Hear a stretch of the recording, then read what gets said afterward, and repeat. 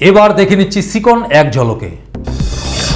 পশ্চিমবঙ্গ রাজ্য রিদমিক যোগাসন প্রতিযোগিতায় দিনহাটা মহামায়াপাড় ব্যায়াম বিদ্যালয়ের ছাত্রছাত্রীদের উল্লেখযোগ্য সাফল্য।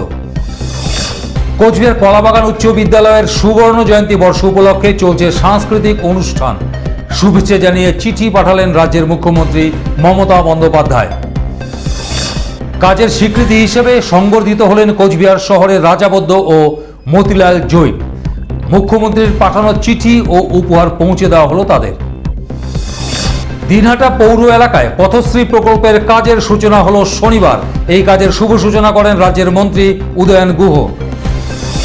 শরৎচন্দ্র চট্টোপাধ্যায়ের ৭৯তম জন্মদিবস পালিত হলো কোচবিহারে। শুক্রবার সুশীল দাস পল্লীতে হলো এই কর্মসূচি। ডিএসএ পরিচালিত ক্রিকেট টুর্নামেন্টে শনিবার পরস্পর মুখোমুখি প্রতিদ্বন্দ্বিতা করেন সংহতি ক্লাব ও বুড়িপাট ক্লাব। এই দিনের খেলায় জয়ী হয় সংহতি ক্লাব।